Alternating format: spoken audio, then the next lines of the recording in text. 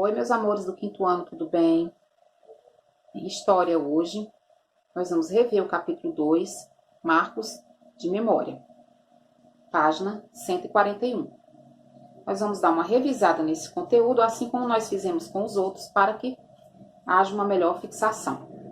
Então, a tia mostrou nessa página 141 duas fotos bem interessantes que é sobre a independência. Nós temos uma comemoração, uma marcha, né? Foi lá em São Paulo. E aqui embaixo nós temos o Monumento à Independência, do Museu Paulista, em São Paulo. Então, essas fotos remetem a quê? A independência do nosso Brasil, certo? Na página 142, nós temos um texto enorme que fala como se deu o 7 de setembro, certo? Então, eu queria ler com vocês. Na outra aula eu expliquei, não li o texto, eu esperei que vocês lessem, né, sozinhos para poder entender e fazer a atividade, mas eu vou dar uma lidinha em algumas partes bem interessantes. Durante mais de 300 anos, o Brasil pertenceu a Portugal, ou seja, o rei de Portugal governava também o Brasil. Além dele governar lá, ele governava aqui, embora distante. Esse longo período de dominação portuguesa no Brasil ajuda a explicar por que a principal língua falada no Brasil é a língua portuguesa. Nós falamos justamente pela influência dos portugueses. A separação entre Brasil e Portugal não se deu da noite para o dia. Ocorreu depois de um grande processo de lutas entre os que queriam a separação e os que defendiam a permanência do Brasil no domínio português. Então, uns queriam a separação do Brasil de Portugal e os outros queriam que continuasse o domínio do rei sobre o Brasil. O dia da separação foi assim. Em 1822, o príncipe Dom Pedro I, estava às margens do riacho Ipiranga, em São Paulo, quando recebeu várias cartas, dentre elas uma de Portugal e outra de José de Bonifácio. A carta de Portugal exigia que Dom Pedro regressasse imediatamente para Portugal e ameaçava, se ele não fosse, mandar tropas para que o prendessem, ou seja, ele seria levado à força como preso para Portugal. A outra carta, que era a de José de Bonifácio, era um conselho, um aviso em forma de conselho. Só existem dois caminhos: ou voltar para Portugal como prisioneiro, que o exigia a primeira carta, ou proclamar a independência, tornando-se imperador do Brasil. Nisso tem até um monumento lá, olha só, no Rio de Janeiro, que deu a José de Bonifácio um destaque, certo? Bonita, né, essa estátua? Muito bem. Continuando, já estou na 143.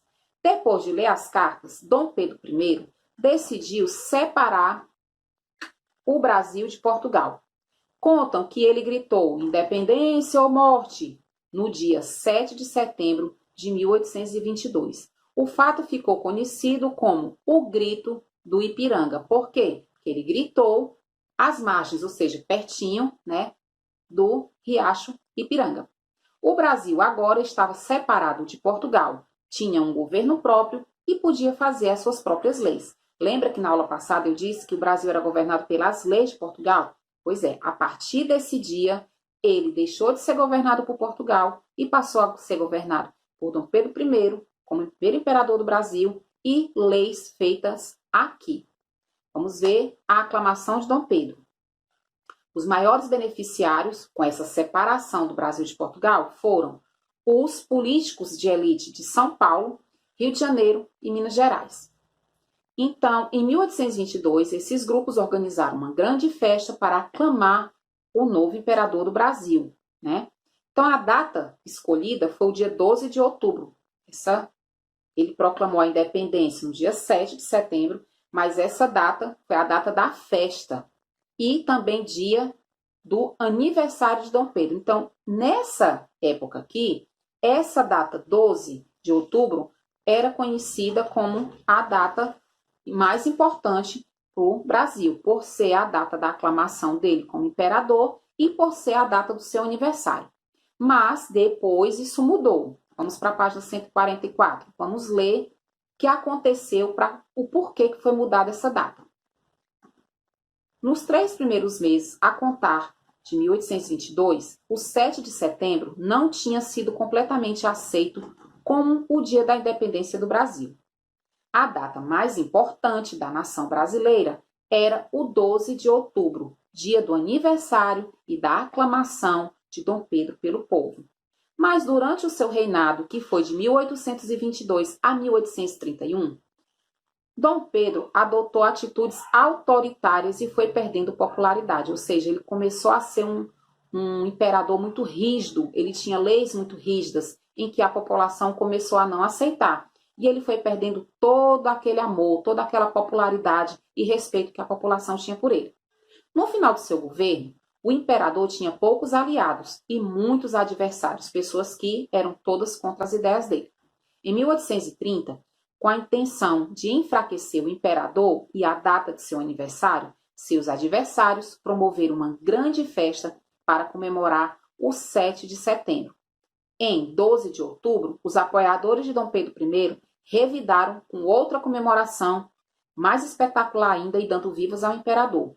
Meses depois, em 1831, pressionado pelos seus adversários, Dom Pedro I renunciou ao governo, ou seja, daquele dia ele não quis mais ser o imperador, ele renunciou, ele não quero mais, hoje eu não sou mais imperador, a partir de hoje eu volto a ser apenas Dom Pedro I. Então, o 12 de outubro deixou de ser feriado nacional e o 7 de setembro passou a reinar sozinho como o dia da independência do Brasil. Então, nós temos aqui uma foto, olha só, que faz alusão à data. Todo ano, né, tem desfiles no dia 7 de setembro das escolas militares, do Exército, Marinha, Aeronáutica, Polícia. Então, tem todo cada estado faz a sua comemoração com seus desfiles cívicos. O mais famoso é o que tem em Brasília, né? Que tem até passar a Esquadrilha da Fumaça, tem a cavalaria, tem o pessoal motorizado, mas em cada estado tem o seu desfile. Em Fortaleza, todo ano, né, na beira-mar, tem o desfile do 7 de setembro. Se eu não me engano, o ano passado não foi na beira-mar por conta das obras que está tendo de revitalização da orla marítima lá, né, na beira-mar. E foi, se eu não me engano, foi na Domingos Olímpio. Esse ano também não vai ter por conta da pandemia e também a continuação das obras que tem lá. Se fosse para ter, seria na Domingos Olímpio de novo, que é onde tem sempre as comemorações e de desfiles de carnaval, certo? Na página 145, mostrei para vocês aquele belíssimo quadro que eu acho lindo, né? Tem até o hino também da independência, que eu queria muito que vocês escutassem. Vou colocar para vocês na plataforma o hino da independência. Gente, ele é um dos mais lindos. Eu me lembro muito quando eu era criança, que a gente cantava bastante na época da Semana da Pátria. É o mais bonito que eu acho. Já podeis da pátria, filho, bem contente, a mãe gentil. Não vou cantar para vocês não passarem por esse constrangimento, tá escutando a minha voz, porque é horrível cantando. Eu estou cantando, parece uma gralha. Mas eu vou colocar para vocês o hino. Ele é lindíssimo, né? E me traz muito boas recordações. Então, esse quadro, vocês tinham que ter respondido aqui embaixo. Eu espero que tenham feito a pesquisazinha aqui de cima para poder responder embaixo. Quem não queria responder no livro, porque não tem espaço, podia ser no caderno, né? E em outras aulas nós vamos continuar a falar sobre marcos de memória, só que vamos falar de outras datas históricas para o nosso Brasil. Esse aqui foi o 7 de setembro. Ok, meus amores? Até a próxima aula. Um beijo.